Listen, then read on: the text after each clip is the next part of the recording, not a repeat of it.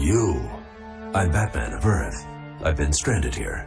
Then welcome to the planet Zur and Arrh. The Batman of Zur and Arrh. He has a history as colorful as his costume. While in the post-Infinite Crisis era, he was known as a dark part of Bruce Wayne's psyche. That's not how the character / concept started. The Batman of Zur and Arrh dates back to the Silver Age, debuting in Batman 113 in 1958, and he was a separate character, an alien from the planet Zur and Arrh. The story he hailed from was entitled Batman, the Superman of Planet X, and it would find itself loosely, yet faithfully in spirit, adapted by Batman the Brave and the Bold, which took the idea and updated it while keeping it much more in line with its original intent than the comics, which would take the concept down a very dark, edgy path.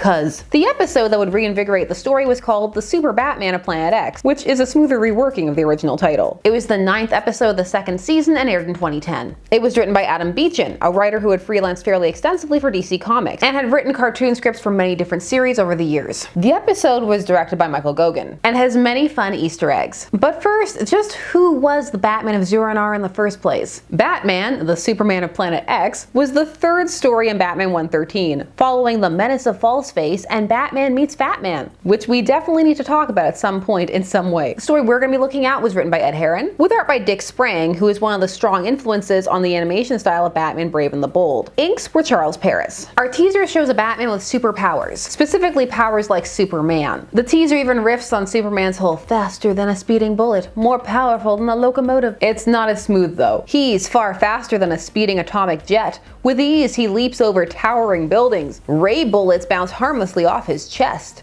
Is it a bird? A plane? No, it's Batman. Look, up in the sky. Copyright infringement. No, it's fine. It's a loving homage. Our story begins with Batman feeling compelled to don his costume and leave the house without Dick. He then feels that he must fly off in the Batplane, but he knows not why or to where, when suddenly his head's spinning, knees weak, palms are sweaty, and he's teleported to another world. Where am I? I'm no longer in the Batplane. Welcome, Batman, to the planet Zur and Arrh. I have mastered your language, so we may talk. Stunned, the great crime fighter stares at a strange figure, an unearthly likeness of himself. The planet Zur and Arrh? Yes, located in a star system far from yours. I doubt if your astronomers know of our existence.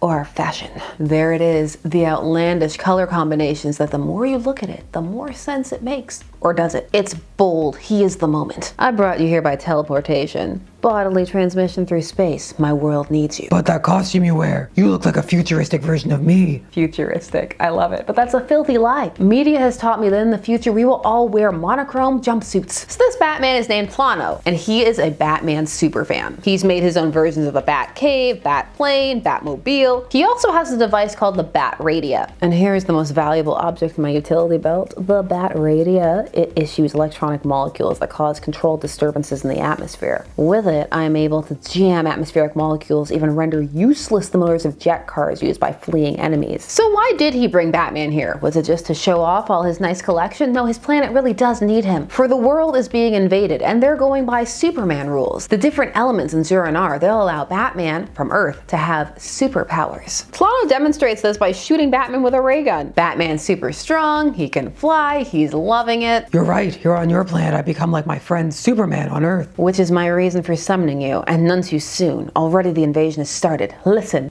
Hark, kaboom, robots. And so Batman jumps into the fray to stop these invaders. Is he on the right side? Does he know what's going on? Is Tolano even who he says he is, or is he a secret supervillain? Doesn't matter, let's do it. Super Batman, go! He can't wait to tell Clark about it. And of course, there's nothing nefarious like that going on in the background. This is a very straightforward story. Now these invaders suddenly turn invisible, which throws Batman through a loop, and so Tolano has to try and figure out a way to get through their shields. And while he's doing that, Batman has to tackle these awesome 1950s style robots. Look at these robots, they're great. I just have a fondness for these retro robots. Batman does struggle when they turn invisible, even though he can still just kind of fumble around and hit them, they're still there. The Zur and Arrh Batman is able to use the Bat Radio to penetrate the invisibility shielding, and together they send these aliens packing. Batman lassos the aliens and swings them into the ground because he says he's seen Superman do it. And well, when else are you gonna get an opportunity to do that? Batman smash. And so the aliens are defeated, and Tolano says they'll never be back. The beating was too humiliating. It won't galvanize them, they'll never regroup or try again, it's over. Successful collaboration, and he gives Batman the Bat Radio to take back with him as a trophy for his Batcave.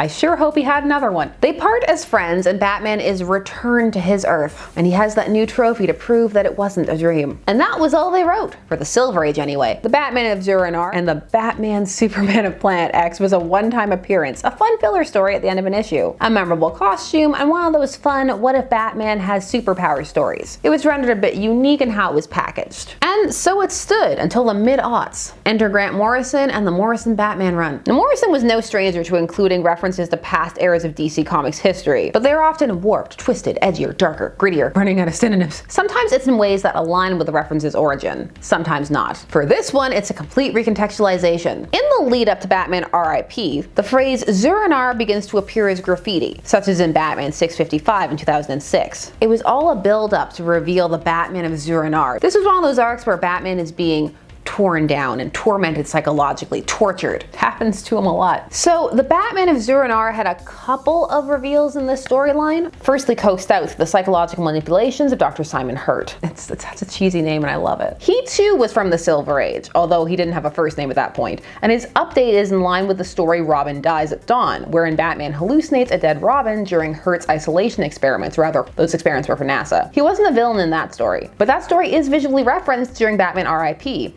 as is the Bat Radia and a couple of other Silver Age stories, like the Rainbow Monster. As Morrison states on the concept of recontextualizing, with the older stuff, I wanted to drill down on Batman material from way before my time as a reader that had been written out of the canon because it was too goofy or outlandish in one way or another. Those stories had to be part of his life somehow as far as I was concerned, which meant reframing some of the wilder stuff. The 50s alien invasion adventures, for instance, where Batman was constantly out of his comfort zone in space or other dimensions, yet still triumphs by the end. How could I integrate those into a more plausible framework? Batman is like never out of his comfort zone in those stories. Silver Age Batman is the zone. Anyway, back to plausible Zur-En-Arrh. The trigger was based upon a misremembering of some of his father's last words to him when he was a child. The quote being, "The sad thing is they'd probably throw someone like Zorro in Arkham." So Zorro in Arkham is supposed to slur into Zur-En-Arrh. Zorro in Arkham, Zur-En-Arrh. You have to kind of work it. It depends on what kind of accent you have. For me, it doesn't sound like it when I try and slur it. Now, the bulk of this can be read in the Batman R.I.P. collection. I have it, don't I? Is it close to me? Oh, it is. Just knocking things off. It's fine. It's worth it. So I could lift up Batman R.I.P. and blind everybody with the reflection. The arc itself is said to be comprised of issues 676 to 681, but you can go a bit before and after. Dr. Simon Hurt is able to trigger an unstable and tortured Bruce unleashed onto the streets with Batmite, and Bruce is now a darker, more violent Batman, wearing the costume Lana wore. But it is slowly revealed that no, this was a backup personality created by Bruce's own mind. And that Batmite, that wasn't really Batmite, who is also a reference to the Silver Age, but no, that wasn't the real imp from the fifth dimension. That Batmite was part of the failsafe in Bruce's mind to stop Zur-En-Arrh from going too far. For the fifth dimension was Bruce's imagination. Mileage varies on this as to whether it's a cool, edgy update and a fun Easter egg reference, or a too far removed, twisted version of the original story that it hailed from, or also about why though. You can combine them too. Cool, but why though? I fall a bit into the but why though camp. The whole secret buried persona is an interesting idea, and it's been done before with various characters, even Batman. But why link it to Zur-En-Arrh when the original story had nothing to do with that? And it feels like you have to do some contorting to get it there. I mean, I get it, because the movie they were going to see, Zorro, and then Arkham, where the criminals end up, so hero in Arkham, hero falling to madness. Thematically, yes, it makes sense. On the rationale, which I know I got because Morrison discussed it, I'll give you that quote as well. For Zur-En-Arrh, I was fascinated by the trippy dream language sound of the planet's name. It's quite unusual, with an oddly Middle Eastern feel, if it was the Middle East on Mars. A buzz of techno-scarab wings, the dusty scent of sci-fi pharaoh that shows up nowhere else in the actual story. I chose to have Zur-En-Arrh be a slurred, half-remembered version of Thomas Wayne's next-to-last words, Zorro in Arkham. I saw this phrase as one that condensed Batman into a single line. Bruce is Zorro in Arkham, the flamboyant hero trapped in a mad machine he cannot escape while fighting on with indomitable spirit all the same. You know, if we were going to do a dark, edgy follow-up, maybe those invaders should just have come back. They're hunting for Batman after he destroyed them. People died in that robot smash. But based on those quotes, Morrison would probably have found that too silly. Not intellectual enough. The original story is just light and fun-hearted, so it can feel a bit odd to repurpose it in such a way. But others really appreciate this reference, and the fact that they're doing something else with it. Now, this version of Batman Zur-En-Arrh would find itself referenced again in the which crisis are we on? In the post-Dark Crisis era, post-Omniverse. This in 2022 under Chip Zdarsky during his Batman run, which would lean heavily into the concept of Zur and Arrh. It would present a lot of the same ideas, but not have the same grindhouse kind of framework. Grindhouse is a bit extreme. It wasn't that edgy. This time they'd utilize a structure of backups and the main story to build up the Zur and Arrh concept and persona. It was still a dissociative trauma response. Zur and Arrh created failsafe for if Batman went too far. So there's a bit of a play on the dynamic there. And Bruce had to actively fight against the persona and was a bit more cognizant and aware of it. It was interesting to see the concept revisited in the 2020s era and see what impact that could have on the Batman story. But it was also clear from this rendition that the original version was far in the past. Bye, whimsical alien. This was also evidenced by the movie Batman: Death in the Family, which was a pick-your-own-adventure style movie from 2020. Spoilers ahead. This movie included Batman Zur and Arrh as a crazed Bruce returned from the Lazarus pit. This would happen if you chose to have Bruce sacrifice himself to save Jason, and then Jason could potentially stumble upon him later on. The movie's an experience. Maybe one day. But before those two references and after Morrison, there was Batman Brave and the Bold, which, given its whole essence revolving largely around embracing the Silver Age, sought to use the story as was,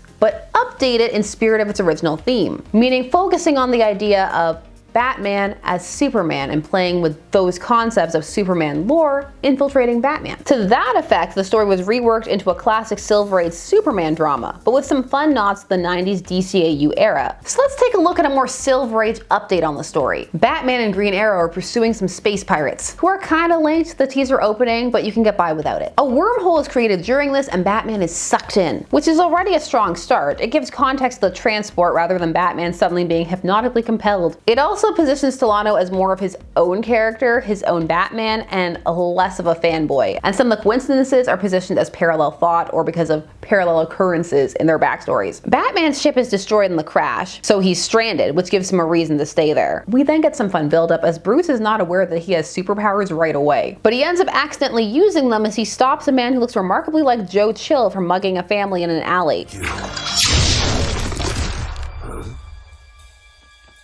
What a sad planet, plagued by both crime and poor building codes. During this, he encounters another Batman, this one voiced by none other than Kevin Conroy, Batman TAS Batman, and for many, the Batman voice. Here, I'm Batman. The two bond over their bat themes, and there's also a joke as to how they were both inspired by bats. Then I assume, as a crime fighter, that you too were inspired by one of these.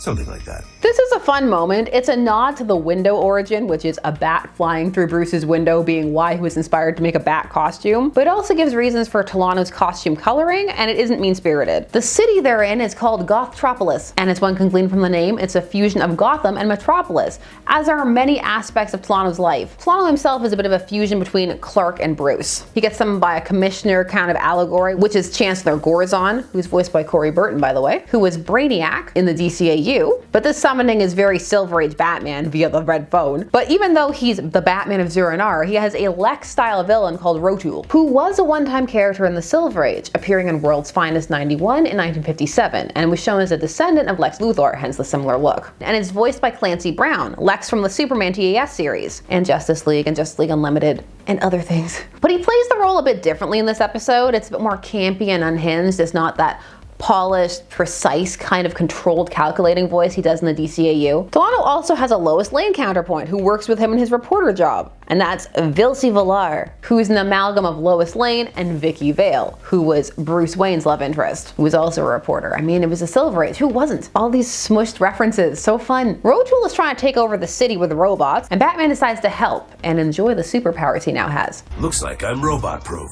Let's see if they're Batman-proof. Now, the reason that Batman has superpowers is specified as because of exposure to Rodon in this planet's atmosphere. In this version, Batman has more of Superman's powers. Instead of just flight and strength, he has freeze ray eyes, a play on heat vision. This leaves Delano feeling a bit jealous, especially as the people of Gothtropolis take this new Batman so quickly, particularly Vilsi. Isn't he amazing?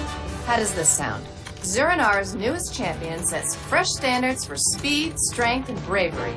And handsomeness, but I won't write that. Come on, write it in. You know you want to. If you follow our Lois Lane Gets Married series on this channel, wherein Lois Lane from the Silver Age and Bronze gets married to many people who are not Clark, then you'll know that a top priority for that era of Lois was handsomeness. So this is a really fun reference and a clear nod that the people who were working on the show were very familiar with those past Silver Age comics, and it's just nice to see. Vilsey is voiced by Dana Delaney, who was Lois in the DCAU, and also Andrea Belmont in Batman Mask of the Phantasm, which is how she ended up as Lois later on. Since Solano has a Clark Kentish civilian identity, which isn't contradicting the original story too much because he was just a generic scientist, but again, it was the Silver Age. Scientist and reporter.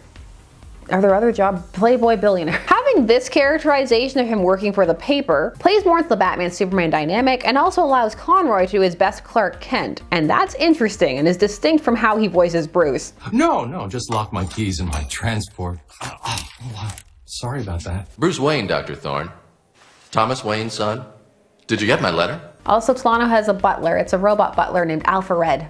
I just felt you should know that. They're not sure how to get Batman back, so he hangs around, flexing his powers and going a little overboard, getting a bit obsessive. It's in the vein of a Batman-Superman storyline from around that era, wherein the two swapped powers, but it's not as dark, because in that, Batman went full tyrant mode. Here, it's his flaunting and Vilsey's generous and enthusiastic coverage that gets him in trouble, as Rotool is able to postulate that Batman must have a weakness, and that weakness is quartz. It's always a cute joke when they have the kryptonite stand-in be something very common and relatively harmless on Earth. I said relatively, like people are just being taken out by quartz. Quartz? Stupid. Too busy enjoying powers. Oh, I sit on my own petard. So it is that Batman of Zur-Anar gets to come in and save regular Batman and regain the waning and, dare I say, fickle attention of Gothropolis. And then with the help of the Bat-Radia, the two Batmen work together to take down Rotool and his robots. And Batman is coated with some Rodon repellent. I see you, Bat Shark repellent reference. And so he no longer has superpowers, but he's also no longer vulnerable to quartz. Miss having those powers? Frankly, it's a relief not to have them. It's too easy to depend on them and forget. What got you where you are? And then Green Arrow shows up to take him home and be the butt of the joke for the end of the episode. The Super Batman of Planet X really expands upon the original story and strengthens it in many places. It gives a more feasible reason for Batman to arrive, sets up some tension in the two Batmen's relationship, presents a classic tried and true conflict that can be resolved in such a way it doesn't feel as though really trouble is brewing or there were more questions. And it just tightens everything and expands the story in a direction that makes sense with that original Batman Superman theme that they were kind of playing with but didn't fully explore, and this just really goes with it and has fun and uses that extra space they have of runtime to get in there in a way that doesn't feel padded. Is this the end of Zur-Anar's newest hero before we've even had a chance to come to know him? It updates and brings ideas and references together with some fun cameos and some loving pokes at Silver Age tropes and shenanigans. So if one isn't into that, some may not enjoy this, or may feel that it's too much of a throwback. It's not doing enough to update the story or bring it into the modern age, though some feel that maybe it doesn't have to be brought in. For some, it will just be too silly, while for others, it could be a loving tribute, an expansion on a classic Silver Age tale. So I want to hear from you. Which do you prefer? Alternate murder/unstable psyche of Bruce Wayne, or colorful alien superfan vigilante? Tell me what you like and why, or both. Both is good, or neither. I want to hear it all. It was fun to look back on this episode. Let me know any other references you spotted and what we should look at next. Do we really need a Batman meets Fatman episode? Put it all down below. And while you're down there, please do all YouTube things like share, comment, subscribe, hit that bell notification so that you never miss a vid. Thanks so much for taking some time today spent discussing comics with me, or comics adjacent things today, I guess. And I will see you again soon. Bye-bye.